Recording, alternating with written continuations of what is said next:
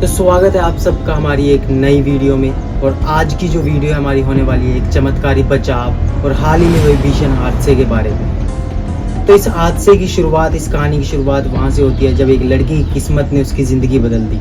कभी कभी ज़िंदगी में छोटी सी देर या कोई छोटी सी वजह किस तरह हमारी किस्मत बदल देती है, इसका अंदाज़ा हम बाद में ही लगा पाते हैं। यह कहानी है स्नेहा की, एक होनहार मेडिकल स्टूडेंट जो लंदन में पढ़ाई के लिए जा रही थी। स्नेहा ने महीनों पहले ही अहमदाबाद से लंदन की फ़्लाइट टिकट एयर इंडिया 171 की टिकट बुक कर ली थी।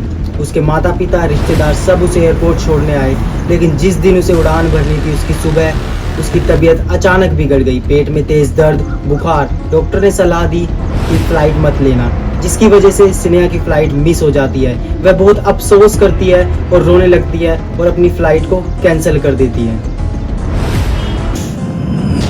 तो चलिए अब आगे बढ़ते उस पल की तरफ जिसने सब कुछ बदल कर रख दिया। उस दिन दोपहर 1:39 पर अहमदाबाद एयरपोर्ट से एक एयर इंडिया की फ़्लाइट एयर इंडिया 171 लंदन के लिए रवाना हुई, जिसमें 242 लोग सवार थे, जिसमें से 230 यात्री और 12 क्रू मेंबर थे। इसमें डॉक्टर, बिजनेसमैन, स्टूडेंट और कई हाई प्रोफाइल लोग भी थे। इसमें गुजरात के पूर्व मुख्यमंत्री विजय रूपानी भी फ्लाइट में ही थे।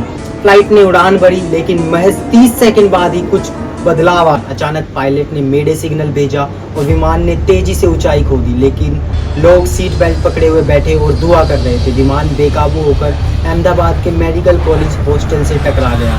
एक भीषण धमाका और आग की लपटें चारों तरफ और चीख पुकार शहर के लिए सबसे डरावना मंजर था। इस हादसे में लगभग 241 लोग मारे गए, जिसमें 230 यात्री, 11 क्रू और 29 लोग जो हॉस्टल में थे। कई शवों की पहचान मुश्किल थी, डीएनए टेस्टिंग चल रही थी, लेकिन तभी पता चलता है चमत्कारी रूप से एक व्यक्ति बच गया है। विशाल कुमार रमेश, ब्रिटिश नागरिक, वो सीट 11A पर इमरजेंसी एग्जिट के पास बैठे थे। हादसे के बाद खून से लथपथ चेहरे पर पट्टियां, वे खुद चलकर मलबे से बाहर निकल आए। मुझे नहीं पता मैं कैसे बच गया, उन्होंने कहा। मैंने सीट बेल्ट खोली और किसी तरह बाहर निकल आया।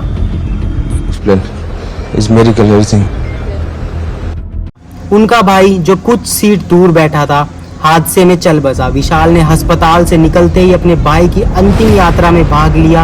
आंखों में आंसू, चेहरे पर जख्म, लेकिन दिल में हौसला। तो चलिए बात करते हैं आखिर प्लेन में क्या थी गड़बड़ी। जांच एजेंसियों के लिए यह हादसा अबूझ पहेली था। बोइंग 787 ड्रीमलाइनर करीब 100 टन फ्यूल लेकर उड़ान भरता है। टेक ऑफ के बाद अचानक विमान ने ऊंचाई खो दी। क्या इंजन फेल हुआ? क्या बर्ड हिट हुआ? क्या फ्लैप सही नहीं खुले? क्या किसी क्रू की गलती से फ्यूल सप्लाई कट गई, या फिर फ्लाइट मैनेजमेंट सिस्टम में कोई गंभीर गड़बड़ी थी?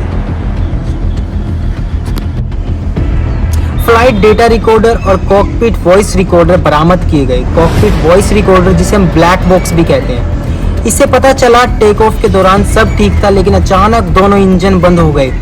पायलट ने इमरजेंसी कॉल किया, लेकिन समय बहुत कम था।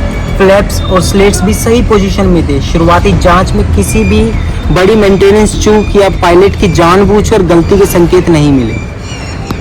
तो चलिए बात करते हैं आखिर क्या है कहानी ब्लैक बॉक्स की। ब्लैक बॉक्स से मिली जानकारी के मुताबिक टेक ऑफ के 30 सेकंड बाद ही दोनों इंजन में फ्यूल सप्लाई अचानक बंद हो गई। कॉकपिट में अलार्म बजा। पायलट ने फ्यूल वॉल रीसेट करने की कोशिश की, लेकिन तब तक बहुत देर हो चुकी थी। विमान ने तेजी से ऊंचाई खोई और हॉस्टल की इमारत से टकरा गया। इस हादसे में कई हाई प्रोफाइल लोग भी मारे गए। गुजरात के पूर्व मुख्यमंत्री विजय रूपानी, लंदन के जाने माने कार्डियोलॉजिस्ट डॉक्टर समीर शाह और बॉलीवुड एक्ट्रेस रिया मेहरा भी इस फ्लाइट में ही थी। देश विदेश में शोक की लहर दौड़ गई। प्रधानमंत्री, राष्ट्रपति और दुनिया भर के नेताओं ने संवेदना जताई। भारत की aircraft accident investigation bureau AAIB America और ब्रिटेन के एक्सपर्ट के साथ मिलकर जांच कर रही है। बोइंग ने भी अपनी टीम भेजी है। शुरुआती रिपोर्ट 30 दिन में और फाइनल रिपोर्ट 1 साल में आएगी।